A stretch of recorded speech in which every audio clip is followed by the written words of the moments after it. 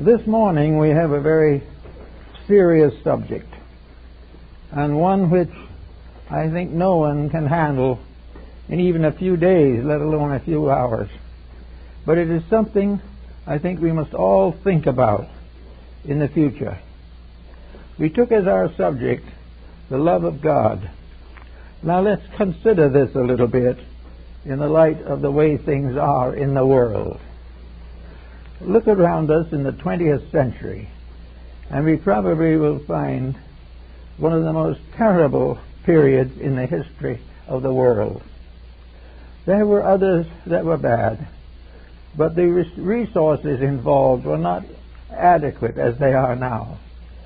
Old wars were not plagued with nuclear weapons or microbic gases and so forth. They were not troubled with aeroplanes and all kinds of devices for terrifying and injuring people. So we have hung up a record. The 20th century is probably the most barbarous century in the history of the world. Now we look back and we see the Greeks fighting the Romans and all that type of thing, or we consider the Crusades and we begin to feel a little more comfortable. Perhaps we are growing a little. But when we go back and get all the statistics, we're not growing much. We are not doing anything to develop the moral integrities of contemporary civilization. We are not doing anything to protect the integrities of the coming generation. We are constantly focusing our attentions upon destruction and profit, and these are the only considerations which are assumed to be necessary to the civilization of a people. Actually, as we look around us, we see the ruins of many great enterprises that might have had meaning. We also see a few outstanding corruptions that are succeeding only too well. And with all of this, we are supposed to be a God-loving or God-fearing people. Actually, we do not seem to be either. The old days when we were really frightened by the promises of divine wrath are more or less forgotten. And those who are most guilty do not even believe in divine wrath. We also look back with certain apprehensions upon our own growing up and the kind of world we are giving our children, and who is going to be in the 21st century when it comes. Certainly, unless there are marked changes, it is not going to be heralded in with a blast of ethics or anything of that nature. We look around us and we listen to these various commentators, and we study the analysts, and we read the more recent texts on the subject, and we find almost completely the real factors ignored. Ignored because they would interfere with the continuing stream of procedure which has become sacred in this century. Sacred to profit, sacred to pain, sacred to death, but not sacred to the plan of human destiny. Therefore, it is very important for us now to study a little bit about morality. And in order to touch on morals, we have to touch on religion. And when we see the condition of morals today, we may say, what has religion done about all this? Well, essentially very little. The contributions of religion have been on television programs and on some sermonizing and a few crusaders going out, but the major stream of religion has not been enriched. We have in the world today nearly 3 billion committed persons, committed to some type of faith, to some ideal, to some integrity beyond materialism. If these 3 billion people cooperated, our problems would be very few. We could control almost any situation if these people would practice what they talk about. But instead of practicing, first of all, they divide into sects. And we are confronted with a very unpleasant spectacle of the same people all over the face of the earth worshiping the same God, but under a different name in every square block. We are here in a world where we have no definition of deity, but countless interpretations of deity. We each believe that our particular faith has this special admiration of deity, but we do not know what the faith is, and we do not know what fascinates the deity. We just keep on going. Now, a religion, as it says in the Bible, is something in which you dedicate your life to a principle or a purpose. If that is true, economics is our God, because we are dedicating our lives to it from the cradle to the grave. But it certainly isn't religion, because religion is not the dominant factor in the lives of people today. It is here, it is struggling, it is being interpreted, misinterpreted, and corrupted, but it is not leading the public. It is not doing the things that a religion is supposed to do, opening the doors of the future for a better way of life. It should carry with it integrities, justice, and mercy, the forgiveness of sin, the arbitrations of war. All of these things should be part of religion, and not any of them has been successful in assuming or affirming this fact.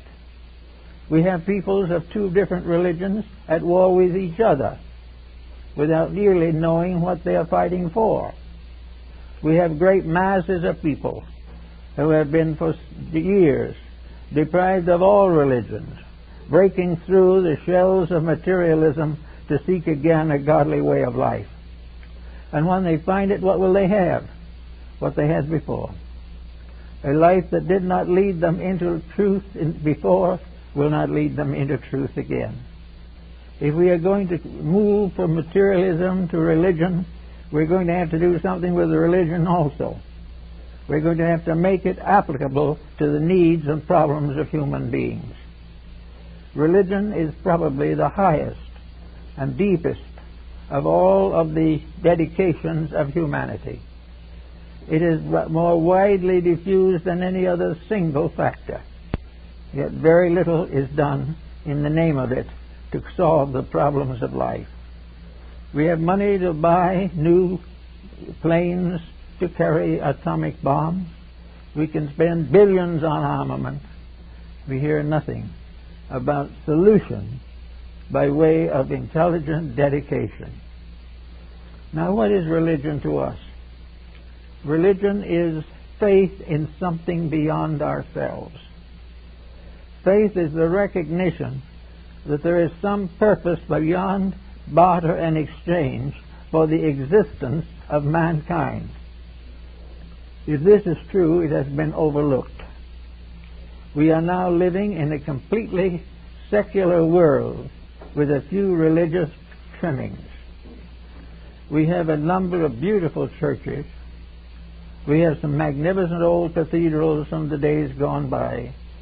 We have the ruins of the temples of 100 gods. But these various remains of the past are not casting a long shadow upon our present activities. Where is religion going to come from? Where should we expect to find it? There has been very little record of direct contact with the divine power. Such records as we have are mostly contained in the scriptural writings of mankind. From these writings we gain a certain pragmatic understanding of certain of the forces of nature. But most of these scriptures are based upon cause and effect and upon daily experience in living. Scriptures are the long record of human experience struggling with the problems of existence. But we do not at the present time have anything to consider as adequate to our need. We can go to church, and probably those who do should. Maybe those who do not should also. But when we leave church, do we leave it a better person? Do we go to church on Sunday morning convinced of the fact that we're going to renew a friendship that was lost before Sunday night? Are we going to do something in the name of faith to prove that we have some? Or are we going to go home and turn on the television and wait for the next Sunday for another brief exchange with secular matters? We are not doing anything in particular. Now, why are we not doing anything in particular? Because apparently from the beginning it was assumed there wasn't much to do. In other words, no one really believed that people were going to change to the degree that we hope they will change. They've taken it for advantage and for granted that the materialist can go to church, but he'll still be a materialist. And the theist goes to church and he will still foreclose a mortgage on the widows and the fatherless. There is no way, apparently, in which we can expect religion to compete with business, with the hard problems of profit, of that last dollar we can get out of somebody. And yet here we are, a civilization that has been building and working for thousands of years to create a better way of life. We come to the most advanced century in the history of that world, and we're not getting a better way of life.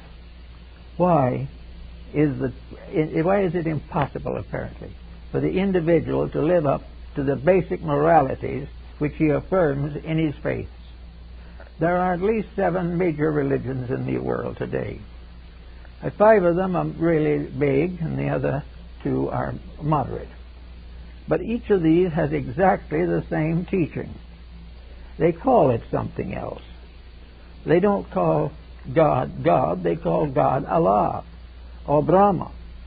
But they're talking about precisely the same thing. And they're talking about it to the degree that this God, under another name, teaches the same morality, the same ethics, the same idealism. It warns of trouble resulting from mistakes. It warns the follower to avoid sin. It warns the world to avoid materialism. These things have been going on for a long time.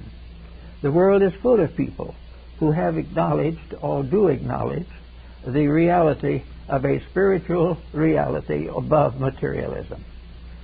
And yet, nothing happens. The young are on narcotics.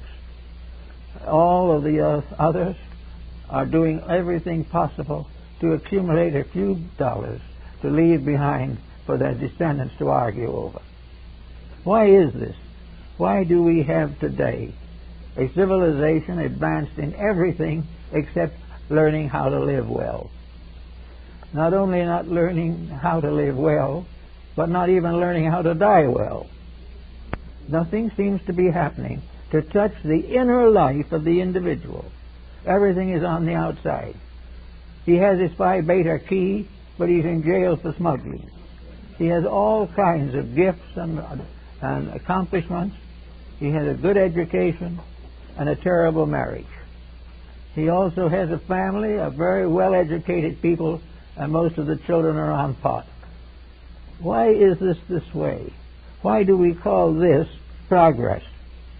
Well, it's the only thing we have that looks different from the rest, so we call it progress. But it is nothing but bad matters getting worse. So what do we do about all this? We have to go back again to what we're talking about, God. Now, God to the average person is a very abstruse and abstract and very subtle factor in our existence. Many people have heard about it from their ancestors. Some have heard about it from a television evangelist. Most of those who have contacted it are leery because of the economic pressures that are now being passed off as religion. So we have no real sources for faith. And we have no real contemporary institutions. Now, supposing we consider these church seminaries that we do have. Those seminaries have been here for a long time. Are they doing something? Have they made a step forward? Or as seminarians, have they simply graduated a few more preachers? I was in Chicago at one time when one of the great football games was being played.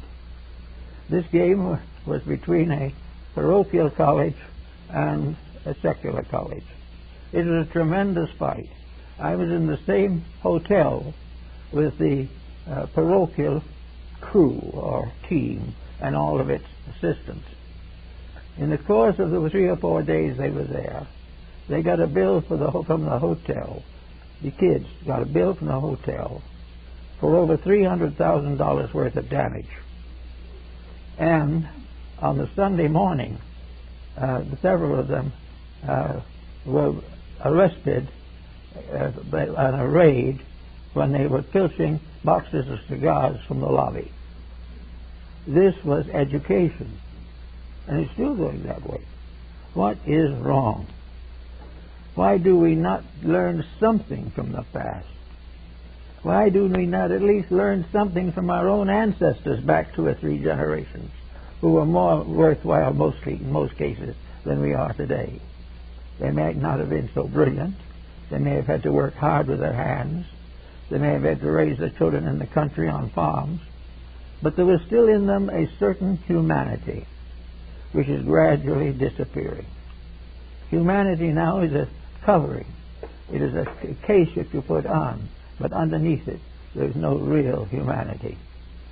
Because humanity is reaching out to help those who need. Humanity is sparing lives and not taking them. Humanity is giving opportunity, not destroying it. And humanity is to make the best use of resources, not waste them on vicious and destructive things. So we need to get a new understanding of God. We've got to get a God that gets out of all these buildings and gets into us where it belongs. Each of us lives because of a divine spark within us. We were born with this spark, and no matter what we do, it will be there till we die. But for the most part, it will not waken during our lifetime. It will remain as it was, a potential of humanity. Now we have this problem in very sure and certain faces today. We have got to do something to find the way to the development of a different form of faith for the 21st century, or we'll be nowhere at all. One thing that may happen that could help would be the gradual breaking down of sectarian boundaries. But even these will die hard. The individual is proud of his orthodoxy rather than of his ethics. He is very happy to belong to a certain thing and glad that he doesn't belong to something else. All of this is foolishness. All of this is part of an old superstition that should have died in the 15th century, along with the various inquisitions that disfigured that period. What we want now to recognize is a way of changing our approach to religion. Now, if you've traveled, and I have traveled partly, at least, reasonably, you will find scattered about the surface of the earth some of the most beautiful buildings that man has ever devised. The great Thomasine builders and the cathedral builders of Europe have left us works of dazzling beauty, works of splendor, works of tremendous integrity, and with great symbolic meanings. And who's in them? I've been in many of them. Mostly there's someone in there raising some funds. That's all. Sure, that Mass will be shown. But this great building stands for a great principle. It towers above the trade hall, and it towers above the secular city. And it is the wonder of that community. And people come from all over the world to see it. But what does it do? What is it giving to tomorrow? Some of the most beautiful churches in Europe were bombed out during World War I or II. Others are practically deserted. Some are closed, some are condemned, and some have been changed into stables and storehouses. This is very, very wrong. It is something we cannot afford to have happen this way. It is necessary to get hold of some of these things. Now, what might make a mother or a parent a little concerned over all this? Possibly wayward child. But at the same time, the wayward child is probably worrying over the waywardness of its own parents. There is no integrity here that is learned. There are good parents, but there are many who have no more interest in being good parents than they have in being good citizens. They're there for what there is in it, and the sooner the quicker. So we have to find some common denominator. And we like to take a thought now. What is the Chinese concept of this unit of society? And the answer is the home. The home is where morals are built and where morals die. Homes are where unity rules supreme and diversity eats away all that is valuable. Homes are something that are kept not for a generation, but for many generations. In the old palace home of Confucius in China, there are the moral tablets of 50 generations, all preserved, because they represent a great stream of moral force. Confucius is not recognized as a great scholar primarily, although he was loved for his scholarship. He was admired for being a good human being, one who really tried to live the principles that were just and right. And so everywhere, the home basically is the unit. As Confucius says, so goes the home, so goes the empire. So that the beginning of religion in the modern world is not in the church, but in the home. If it's not in the home, no church can make up the difference. Nothing can meet the vacancy left by a faithless family. It is something that belongs to a world bigger than ours. It is the right of every child who comes into this world to know the comfort, the security, the consolation of faith. Without this, what does he have? What can he do? He can go out into a world of shysterism and sink with it. Or he can try to behave and be a martyr for those who do not understand him. So the beginning is of the home. And where then does the teaching come from? The parents, the grandparents, the great-grandparents, and remotely from the Son of Heaven himself.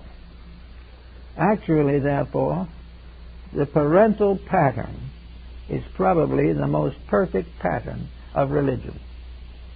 It is not something that is simply creedal. And as time goes on, creedalism will probably diminish. We now use keeping creeds alive when they do nothing but kill each other. Therefore, there will probably be greater and greater personal emphasis upon the religious content in daily life. We can expect the 21st century, therefore, to emphasize the importance of the home and of the family as a source of unity and strength. We know that Mencius followed this same idea, and that the mother of Mencius, to protect him, made several moves and changes in her life pattern just to make sure that the boy was always in the presence of the best. The proper thing for us to think perhaps a little about, instead of what reform school to put these children in, to get hold of them and give them the light and truth that they need. I know some parents who have tried it, and it has worked wonders, and it produced one or two miracles. It converted a few parents, which was something in itself. That they should decide, as they made better children, they would become better selves. And then our whole problem of religion.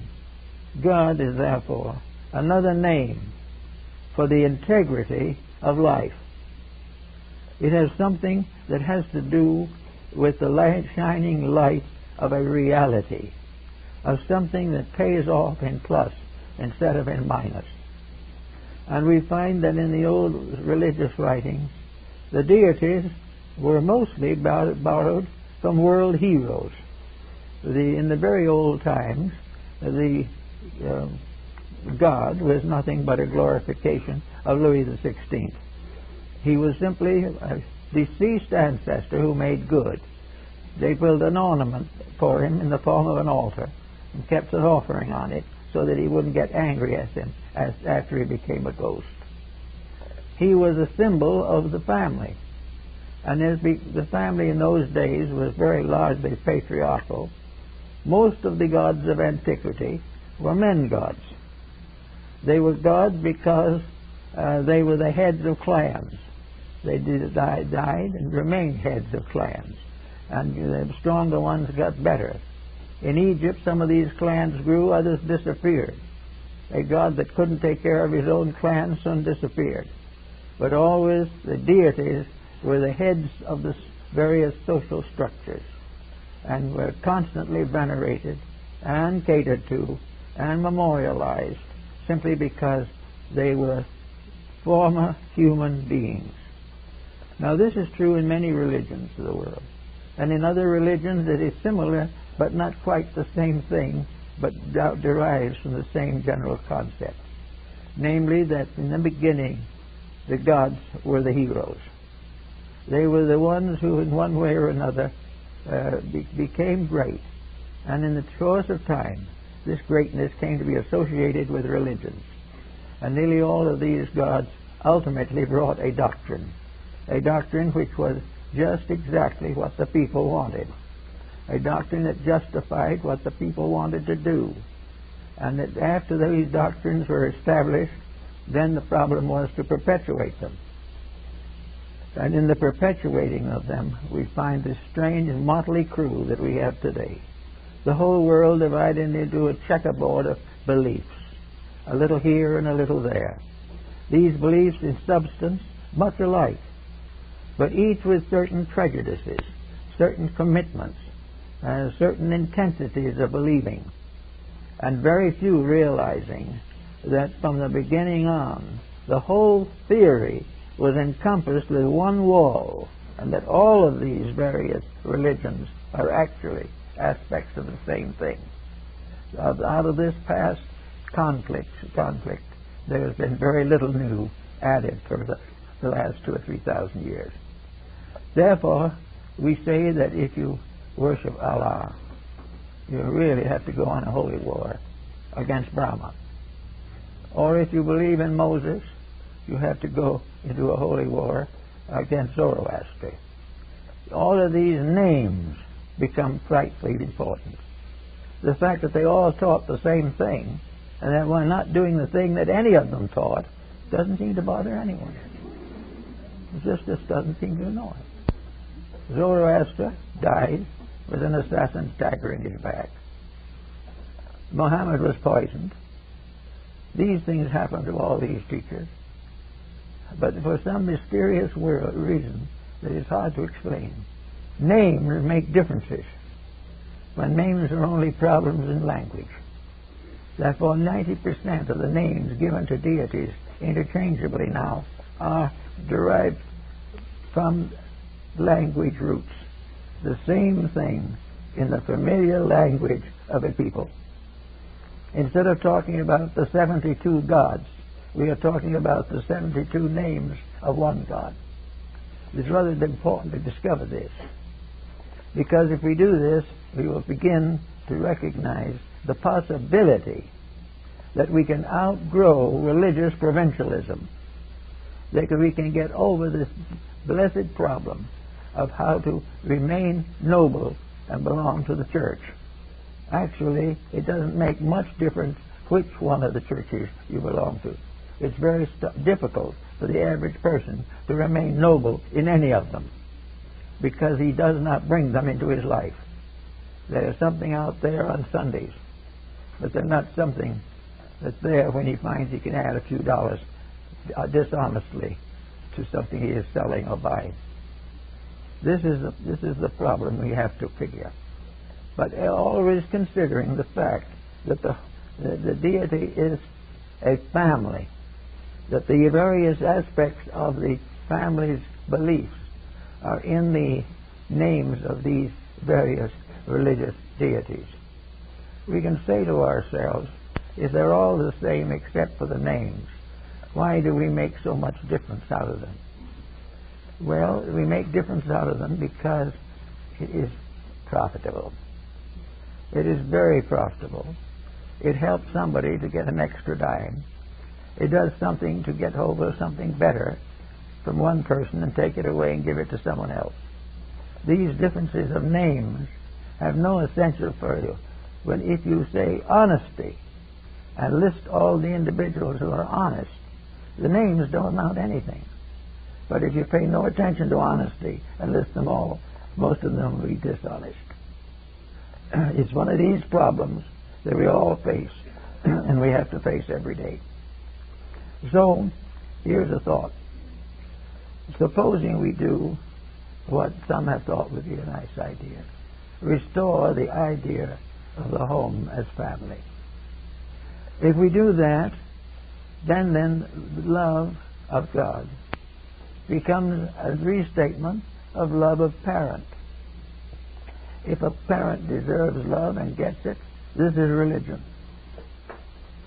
If a parent is sincere and honorable and brings up children properly, that person is pious. That person is really spiritual. That person is living the life of improvement. All of the trimmings, all of the associations, all of the big buildings are not much of it. Much of it is, are we taking care of these people as God intended us to? Are we true to the things that are real? Are we true to the values that we must live by if we expect to live at all? Now, as we notice also, the majority of these ancient deities, practically all of them, are male. Why? Because male was the hero. And there were many justifications. It's not just arrogance. The male had to be the protector. The father of the house has values as well as the mother. It is the duty of the father to protect the house, and it is the duty of the mother to enlighten the children. It is the duty of the parents to see that the child is protected, educated, and enlightened, and sent forth as an accredited human being. Now, if this is true, that becomes also religion. Now, religion can extend beyond this, but religion that doesn't live at home is very hard to live anywhere else.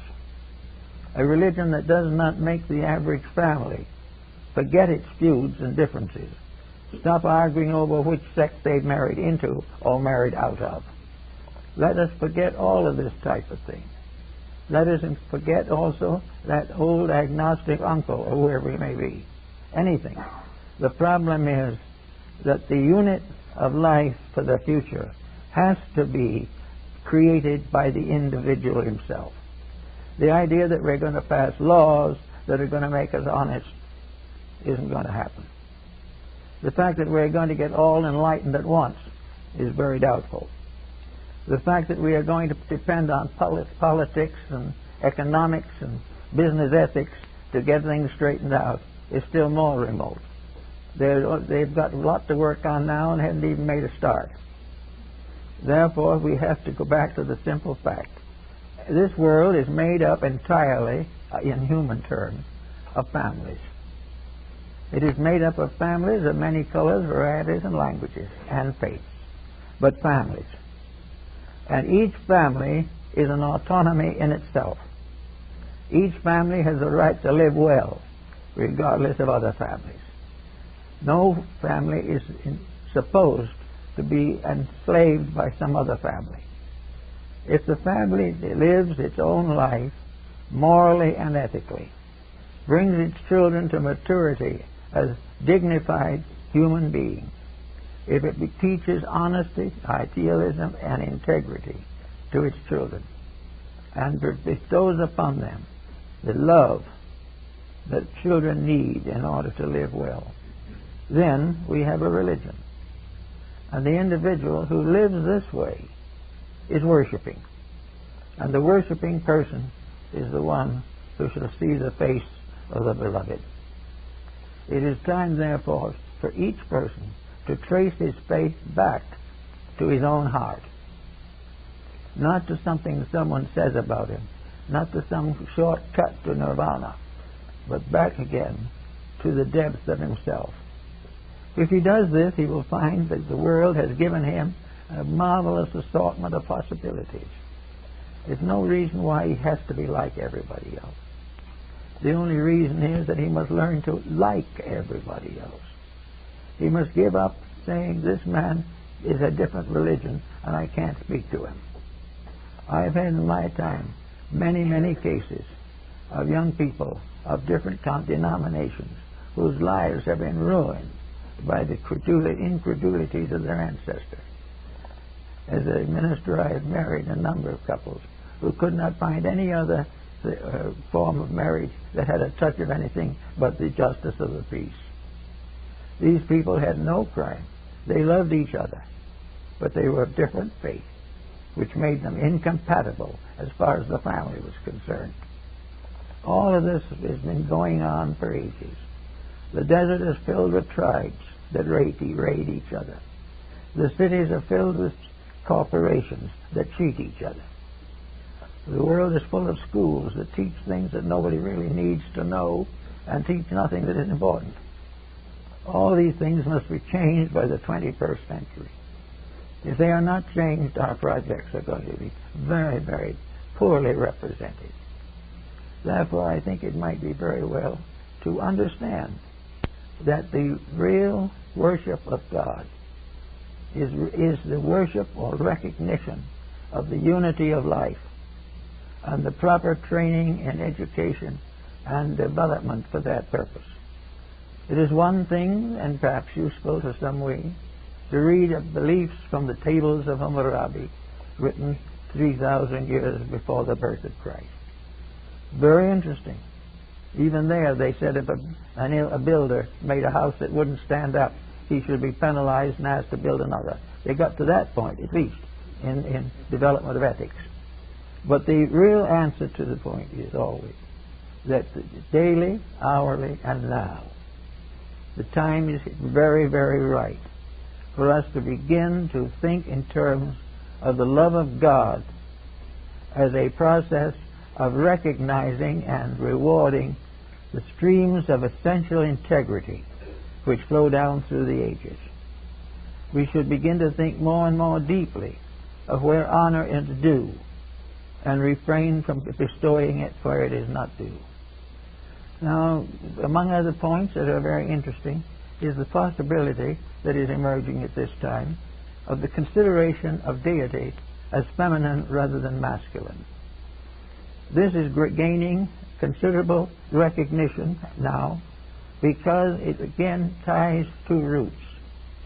The idea that life goes back to the Great Mother becomes more reasonable to some people, at least, than the way that it goes back to a father. There is something about the mother that is representative of the giving birth itself to integrities, to values, to guarding and selecting and keeping, to disseminating the truths and principles of our life, going forward always toward the development of all that goes after. That these key people, and every family has them, should be developed in this way. My wife is working now on a study of the possibility of developing the importance of the mother descent in the hierarchy of religions and in the hierarchy of creations.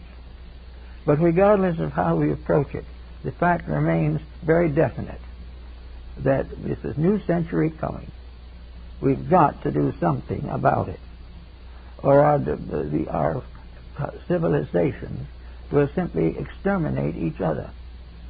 We now are approaching gradually two forms of extermination.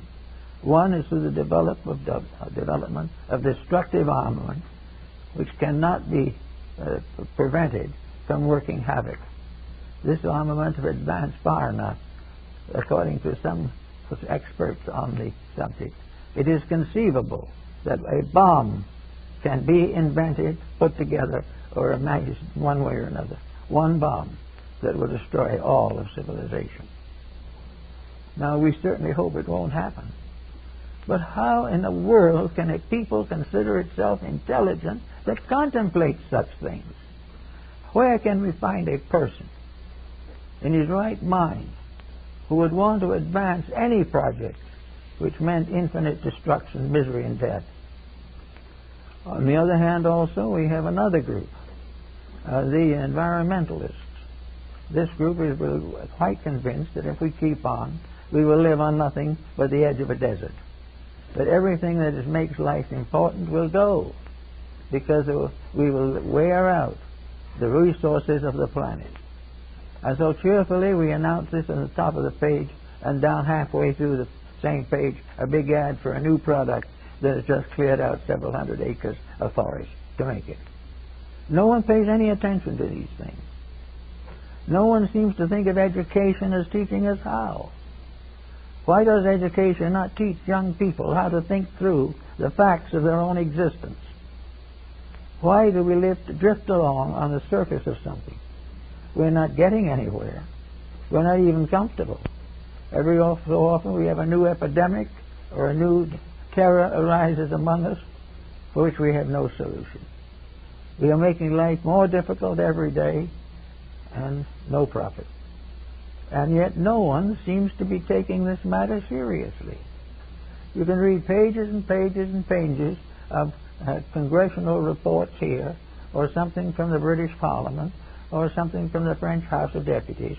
All these things, all of them pointing out the need for something important, but all of them passing into the lost and found department and left there. Why is it that we're coming into the new age, the new generation, that we do not think more about God? Why do we not realize that we are in the midst of an infinite intelligence, infinitely diversified throughout infinite time and infinite space? The nature of this we do not understand and may never understand.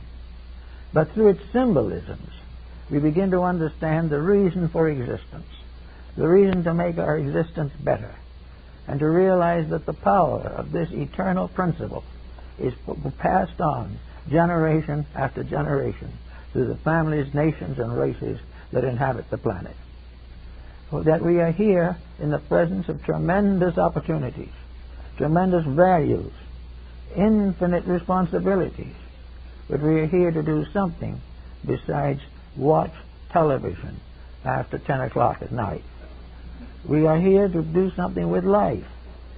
We are perfectly entitled to have an occasional baseball game if we want it, but we also have it right and proper to do a little serious thinking once in a while. We are all the worse for not thinking, every one of us, and yet we do not desire to think, because think, as one man told me, would ruin his life. If he thought, he couldn't do what he pleased. As long as he doesn't think, he can make the mistakes that he enjoys. Of course, he doesn't think what the final mistake is going to do to him, and it always does. There is no one that gets away with any of this, and yet in youth they think they can. It's like the individual with the present problem of narcotics. Here is a world of crime serviced by many nations and by persons of every age to help to kill off humanity. Is this the best we can do? Is this the reason why we have had great opportunities? Is this why we have been given wisdom? We have been given understanding and insight? Is it all in order that we can simply eat ourselves to death or drink ourselves into a coma? Why do we have to think it this way? Why not face into it really the way it is and admit that if we're going to make the next century any better than this century was, we're going to have to do something about it that's worth doing, or it never will be. We cannot continue the way we are at the present time. We've got to go on to a higher level. And as the book says, it's got to begin with me. It has to begin with us. It has to begin with a parent who is perfectly willing to let the child go out anytime and anywhere. It's got to go out and do as it pleases, because if it fusses, it'll annoy the parent. In our day, parents weren't annoyed that way. they had a rather quick way of annoying the child instead. And the child generally stayed annoyed for a few hours, and maybe several days before it would try another experiment. Here, no one bothers, because it gives the parent a headache.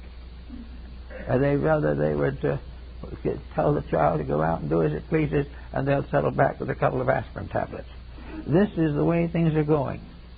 Why? Because for one reason, the world is being made more and more unattractive to thoughtful people.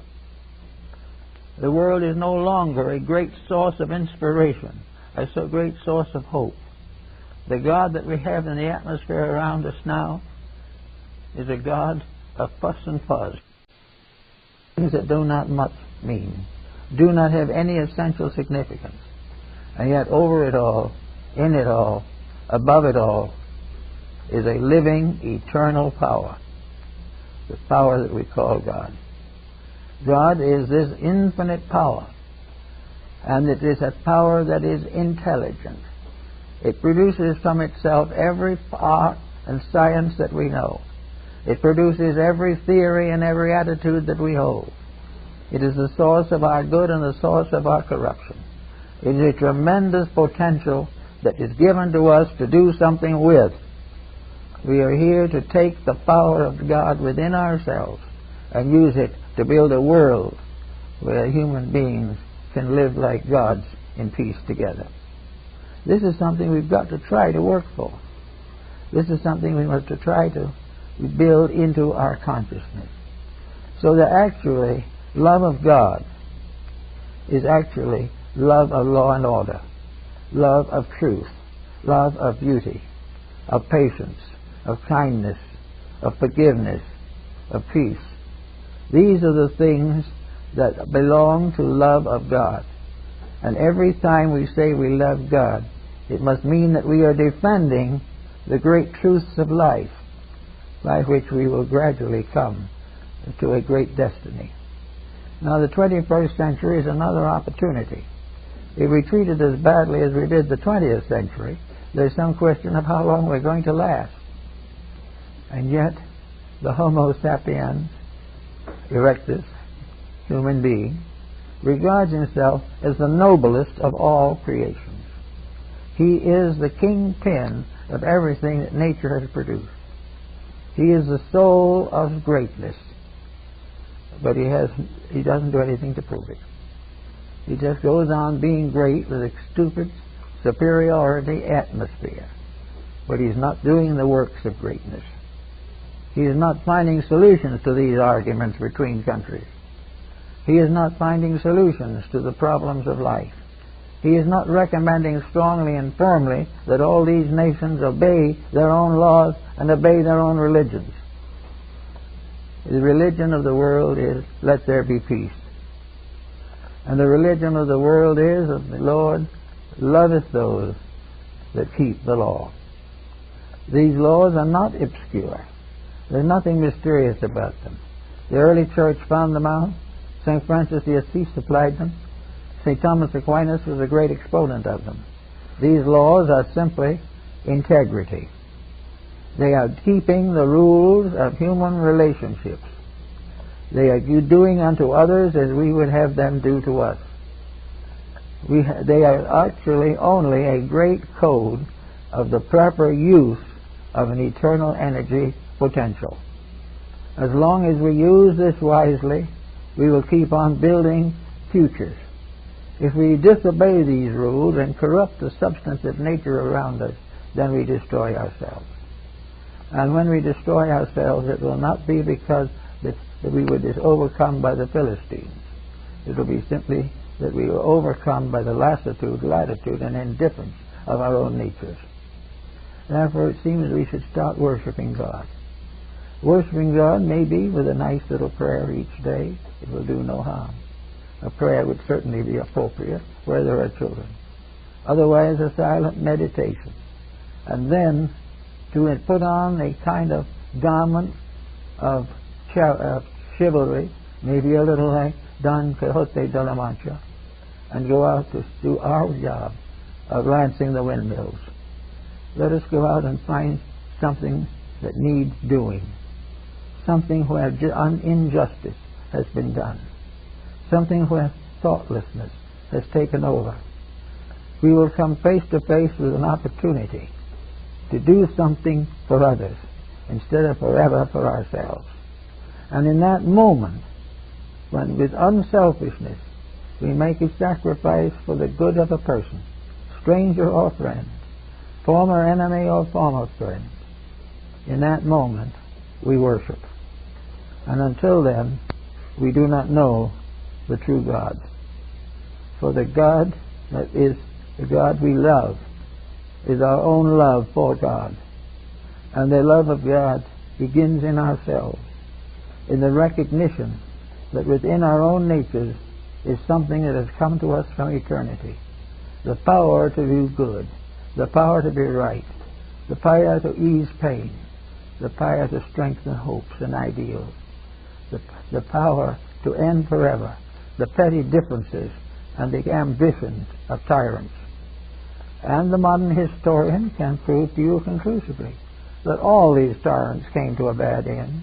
And why are we so anxious to join them? Perhaps it is because, like Mussolini, we would rather live a few years as a lion than live a long life as a quiet human being doing good. Ambition probably has something to do with it. But there's no reason why we can't have the ambition to be right. There's no reason why we cannot be ambitious enough to use more wisely the endowments that have been given to us. Ambition does not have to be fulfilled in the conquest of empires. It has to be fulfilled finally in each individual's conquest of himself. And until that is done, there will be no peace. Now we're going to start pretty soon. We need a complete remaking. We need to have involved into our educational system a sure and clear statement that we all live from a divine energy, that we have no definition for it actually, that we have no way of understanding it completely, but we know that it is something that rewards good and punishes evil, that it is something that grows and enriches those who serve it and impoverishes those who cross against it in any pursuit of any kind.